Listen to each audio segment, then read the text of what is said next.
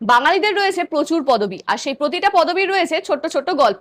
ব্যানার্জি অথবা বন্দ্যোপাধ্যায়, এই সারনেমটা বাঙালি ব্রাহ্মণদের মধ্যে দেখা যায়। বন্দ্যোপাধ্যায় শব্দটার বন্দ কথাটা এসেছে বান্দ নামের একটা গ্রাম থেকে, আর উপাধ্যায় মানে হলো গুরু।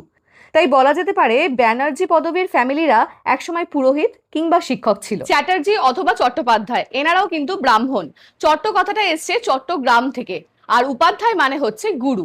তাই বলাই যেতে পারে যে এই পরিবারেরা একসময় শিক্ষক কিংবা পুরোহিত ছিলেন। বাঙালিদের মধ্যে ঘোষ পদবিটা খুবই কমন, কিন্তু এই ঘোষ শব্দটা এসছে একটা সংস্কৃত শব্দ ঘোষা থেকে। ঘোষা মানে হচ্ছে আওয়াজ, সাউন্ড, নয়েজ অর ইকো। তাই বলা যেতে পারে যে ঘোষ পরিবারের মানুষেরা একসময় সম্প্রচারের কাজ করত।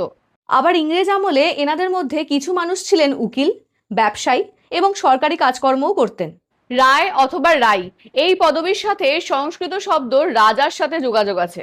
মুঘল এবং ইংরেজ আমলে যারা জমিদার ছিলেন তাদেরকে উপাধি দেওয়া হতো রায়, রায়চৌধুরী অথবা রাই। পরে এটাই হয়ে যায় তাদের স্থায়ী পদবী। মজুমদার শব্দটা এসছে একটা আরবি ভাষা মজমুয়া থেকে।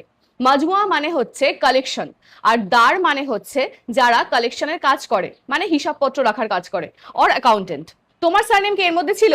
যদি না থেকে থাকে তাহলে পরে ভিডিওর জন্য একটু অপেক্ষা করো, আর যাদের ছিল তারা অবশ্যই আমাকে জানিও তোমার সারনেমের সম্পর্কে তুমি আর কি কি জানো।